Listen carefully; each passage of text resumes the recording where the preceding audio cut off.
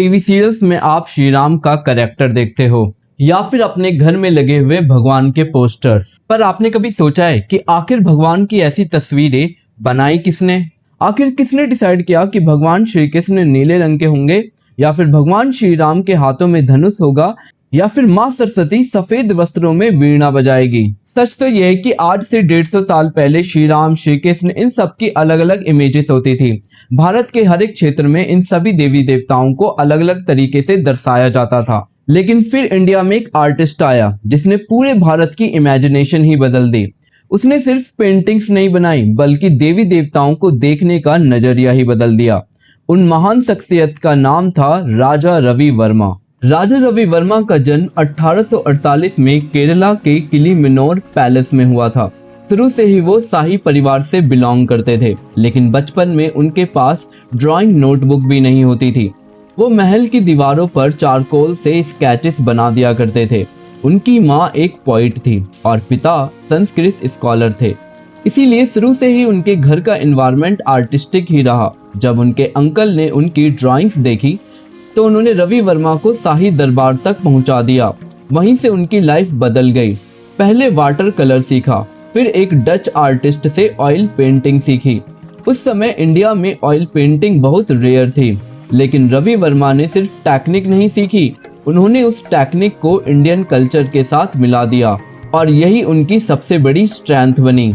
अब जरा इमेजिन करिए, आज से 150 साल पहले न टीवी था, न इंटरनेट था, न सिनेमा थी, ना ही फोटोग्राफी थी, तो लोग भगवान को देखते कैसे? आज से 150 साल पहले भगवान को देखने के कुछ ही तरीके होते थे। सबसे पहला और कॉमन तरीका होता था कि लोग मंदिरों में जाते थे और मंदिरों में जाकर भगवान के दर्शन करते थे। और दूसरा तरीका था ट्रेडिशनल फोक डांस। उसी के थ्रू लोग इमेजिनेशन करते थे कि आखिर भगवान कैसे रहे होंगे। लेकिन उसमें भी एक प्रॉब्लम थी। भारत के हर एक क्षेत्रों के मंदिर में जितनी भी मूर्तियां होती थी, उन सब की जो रचनाएं होती थी, यानी जो आर्म की लेंथ होती थी और जो फुट की लेंथ होती थी, वो एक दूसरे से मैच नहीं खाती थी। कहीं पर आर्म की लेंथ ज़्यादा होती थी और ऐसा भारत के मोस्टली मंदिरों में होता था। और इसके साथ साथ भगवान की मूर्तियों का जो फेशियल एक्सप्रेशन था वो बिल्कुल भी रियलिस्टिक नहीं था। भगवान के जो फेस था उसको एक मुखौटों जैसा बनाया जाता था। रवि वर्मा ने पहली बार रामायण और महाभारत के कैरेक्टर्स को बिल्कुल इंसानों की तरह पेंट किया। उन्होंने लक्ष्मी को एक ग्रेसफुल इंडियन वुमेन की तरह दिखाया, माँ सरस्वती को एलिगेंस के साथ, कृष्णा को डिवाइन स्माइल के साथ, राम को एक आइडियल किंग के रूप में दिखाया। उन्होंने यूरोपियन आर्ट को इंडियन माइथोलॉजी के साथ कंबाइन कर दिया। कपड़ों की फोल्ड्स, स्किन पर लाइट, चेहरे पर एक्सप्रेशंस, सब कुछ इतना रियलिस्टिक था कि लोग पेंटिंग्स के सामने खड़े होकर प्रणाम करने लगे। उनकी पेंटिंग्स सिर्फ आर्ट नहीं बनी, वो भक्ति का हिस्सा बन गई और धीरे धीरे पूरा देश भगवान को उसी रूप में इमेजिन करने लगा।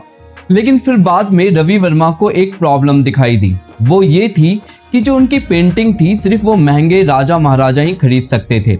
अब इसमें एक आम आदमी, एक गरीब आदमी कैसे उन महंगी पेंटिंग को खरीद सकता था? तब उन्होंने लिया एक रिवॉल्यूशनरी डिसीजन। 1894 में उन्होंने मुंबई में लिथोग्राफिक प्रिंटिंग प्रेस शुरू की। अब उनकी प्रिंटिंग्स की हजारों कॉपीज प्रिंट होने लगी। पहली बार गरीब से गरीब इंसान भी कुछ पैसे देकर भगवान की सुंदर तस्वीर घर ले जा सकता था। इसी वजह से कैलेंडर आर्ट का ट्रेंड शुरू हुआ। टेम्पल्स पोस्टर्स आए, रिलीजियस प्रिंट आए और धीरे धीरे उनकी पेंटिंग्स हर घर की दीवार पर नजर आने लगी। और यही इंडिया का पहला विजुअल रिवॉल्यूशन था। तो कहते हैं ना कि जब इंसान लाइफ में कुछ हासिल करता है तो 8 लोग उसके साथ होते हैं और 2 लोग ऐसे होते हैं जो उसकी बुराई कर रहे होते हैं, जो उसकी आलोचना कर रहे होते हैं। तो राजा रवि वर्मा को भी क्रिटिसिज्म का सामना करना पड़ा। कुछ लोगों ने कहा भगवान को इतना ह्यूमन बनाना गलत है। कुछ रिलीजियस ग्रुप ने अपोज किया। कुछ लोगों ने कहा वो वेस्टर्न स्टाइल को इंडियन कल्चर पर थोप रहे हैं। लेकिन दूसरी तरफ करोड़ों लोग पहली बार भगवान को अपने जैसा देख पा रहे थे। यही वजह थी कि इतनी आलोचना के बाद भी उनकी पॉपुलैरिटी लगातार बढ़ती गई। राजा रवि वर्मा एक पेंटर नहीं थे, वो एक स्टोरी टेलर थे, वो एक विजनरी इंसान थे।